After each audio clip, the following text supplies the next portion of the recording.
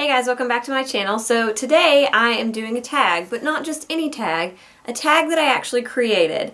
So when I was in like middle school, high school, I spent a lot of time on LiveJournal, and one of the memes that went around all the time was the soundtrack to my life meme, where you would pick songs that went with different prompts for like if a movie was made of your life.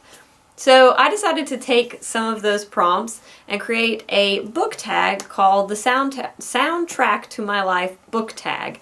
So without further ado, here we go. So the opening credits, your favorite childhood book.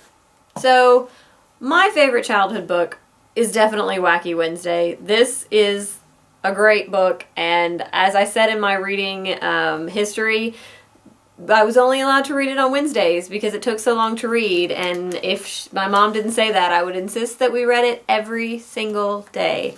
I loved this book. Waking Up, a book that got you out of a reading slump. That was Mischief Under the Mistletoe by Lauren Willig. This is, I don't know where it falls in the Pink Carnation series, but it was the book that I was meant to read next in the Pink Carnation series when I was in like a 3-month-long reading slump. And I picked this one up and then promptly read, I think, the 3 that came after it, and I really enjoyed it. And it's one of those series that it's historical fiction, and it's kind of predictable, but at the same time, it's a lot of fun. And so, yeah, I started reading it, and I flew through it, and then I flew through like 4 more books, and then I was back on track to reading. School, a book you read in school that you actually ended up loving. So I have 2. Neither one are actually books, they're both plays. The first is George Bernard Shaw's The Arms and the Man, and then The Night Thoreau Spent in Jail by Jerome Lawrence and Robert E. Lee. Whew, I don't know why I couldn't get that out. So my senior and junior English teacher, I had the same teacher for both years, so they sort of run together. I'm not really sure which year I read these. But she always made us act out plays when we read them, and so we acted both of these out. This one actually still has written in the front who played what part. I played Luca, who I believe was the maid. But this was just a really fun and interesting play, and it inspired me to pick up some more of George Bernard Shaw's plays. He's a really fantastic, interesting playwright. And then The Night Thoreau Spent in Jail I really enjoyed because I love Thoreau. I just think he's a really interesting person, and while I haven't actually read any of his books, I've read a lot about him, and yeah, this was just really, really interesting to read and act out. Falling in Love, an author you love so much you want to read everything they've written. So for me, that is definitely Anne Patchett. So I first read her when I read the Bel Canto, which a friend of mine let me borrow, and I just absolutely fell in love with that book. And to date, I have read every piece of nonfiction she's written except for Taft, and that is on my list to read in the next couple of months. And then I want to pick up her nonfiction because I've heard great things about it too. She is just a fantastic writer. Her stories are always interesting, her characters are always so well developed, and I always get so invested in these books. And yeah, if you've never picked up anything of hers, I would definitely recommend the Bel Canto and State of Wonder. Those are my 2 favorites by her, but Patron Saint of Liars is probably my 2nd favorite or 3rd favorite book by her. The only one I've read so far that I didn't really enjoy all that much was The Magician's Assistant, and it wasn't bad, it just wasn't my cup of tea. So yeah, I have just really enjoyed her writing. And funny story, she actually does not, she owns a bookstore in Nashville, which is not too far from where I live, and I've never been in there. I'm in Nashville at least a few times a year, and I've never been to her bookstore, so I'm definitely going to do that at some point because I think I might actually fall over if I met her. She seems like such a nice, kind, interesting person. Fight Scene, the book with the best action sequences. That would definitely be The Three Musketeers by Alexandre Dumas. Alexandre Dumas does a great job with action sequences. They're always really fast-paced and interesting, and you're right there in the scene. And of course, The Three Musketeers has so many action sequences, it's just ridiculous. I love this book and the rest of the D'Artagnan romances. So yeah, definitely this one. Breakup, the book series you didn't finish and do not intend to. That is The Maze Runner. I say this, I feel like that's the obvious choice to me, and I actually tried to think of another one, but I couldn't off the top of my head, and I couldn't looking at my bookshelves, so yes. The Maze Runner, The Maze Runner, The Maze Runner. Hanging with Friends, the book you think that everyone should read. Yep. Already talked about this book at least once in this video. The Bel Canto. It's incredible. Ann Peshat is an incredible writer, and this will just get you right in the heart. It is so good. Breakdown, the book that seriously affected you and had you crying your eyes out. That is easy for me, and that is Ready Okay.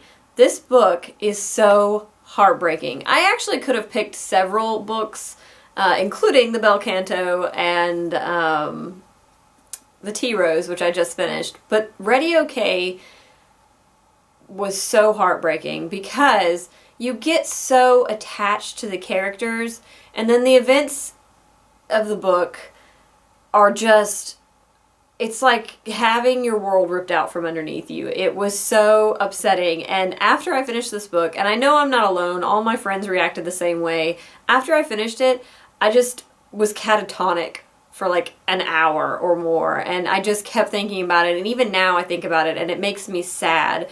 And while this book is definitely funny and entertaining and all of those things, it is definitely heartbreaking. Roadtrip, your favorite book series, and it has to be more than 3 books, no trilogies. I picked Harry Potter. I know that's the obvious answer for probably a lot of people, and I almost went with the Pink Carnation series, but the more I thought about it, the more I was like, if we're talking favorites here, it has to be Harry Potter. It just has to be. Flashback, your favorite book from 5 years ago. So I had to go back and look at Goodreads to decide, because I thought that it was Count of Monte Cristo, but turns out it hasn't been 5 years since I read that book. So that would have to be the Bel Canto, which I have already mentioned and said everyone needs to read, so it's no surprise really that it's it was my favorite at one point in my life, and it's still definitely in the top 5. But yeah, that was probably a couple of years after I read it, and it still, I mean, even to this day, I still think about this book and how brilliant and amazing it was, and I want to reread it. So this was definitely my favorite book 5 years ago. Getting back together, what book can you not stop rereading?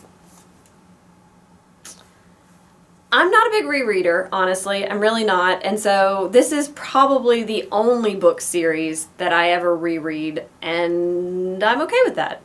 Wedding, a book that's really special to you. And this book, Wacky Wednesday, will always be special to me because it was such a huge part of my childhood, but this copy in particular is very special to me because it was given to me, and there's like a little note in here.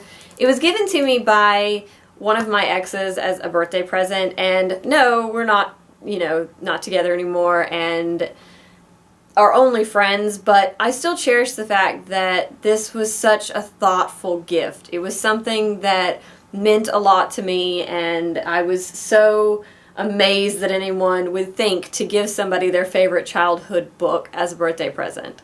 Moment of Triumph, the longest book you've ever read. That's definitely the Count of Monte Cristo. I mean, this is a monster of a book. It's, I think, just under 1,300 pages, and it is huge. And it took me a while to read, but it was worth every minute of it. And it's actually a lot more fast-paced than I think people expect it to be, because it didn't take me as long as it probably would have if it hadn't been so fast-paced. Because like I said, I'm not the fastest reader, but it didn't take me a year to read this book. It read surprisingly quickly.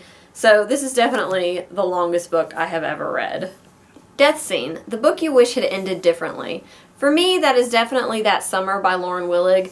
I really enjoyed this book, and I was definitely anticipating it when it came out. And I read through it pretty quickly, and I had all these expectations for how it was going to end just because of the pace of the book and the things that were happening. And then at the end, it sort of was a letdown. Like, I felt like the way that she chose to end it didn't really speak to the rest of the book. It was, I mean, it wasn't an unexpected ending or something that was far-fetched. It just, for me, the book fell flat because of the ending. Had the ending been different, it probably would have been a 5-star book, because I I just loved the characters, and I loved, you know, how the book was progressing and the way it was written, and then it was just sort of like, wah, wah, wah. Funeral, the book with the best or worst epilogue. So I've definitely mentioned this book in this video, and so it might be surprised that there's anything I find worst about it. But that's the bel canto. And I know that I am not alone in this feeling because I have talked to other people who've read this book. The epilogue in this book could ruin the book for you because it's so amazing and heartbreaking, and the ending is just, while not a happy ending by any means, it's the right ending for this book, and it felt right, and the book felt done. And then there's an epilogue, and the epilogue is horrible, and it's like, I don't know, it's the worst thing ever. I know that's dramatic, but really, I wish I could go back and not read the epilogue. And if I reread this book, I won't read the epilogue because it doesn't fit. It wraps the book up in the wrong possible way, and I really, really, really wish she hadn't gone there. And the last one is end credits. Tag some people. So I'm tagging Sam from Novels and Nonsense, Sarai from Sarai Talks Books, Mandy from Oh It's Mandy, Jamie from My God Books, and I'm going to go ahead and tag Jackie from Jackie Vlogs here, even though I know that she is on her way to Prague right now, or is in Prague right now, I guess by the time you're watching this. But if you are going to be making videos while out there, a tag is the perfect thing to do, so I'm going to go ahead and tag you anyways. Yeah, so that is about it. I hope you guys enjoyed this tag, and I can't wait to see if anybody actually does it. So if you do, leave a link to your video down below so that I can go watch everybody's soundtrack to my life book tags. Alright, well, I'll see you next time. Bye!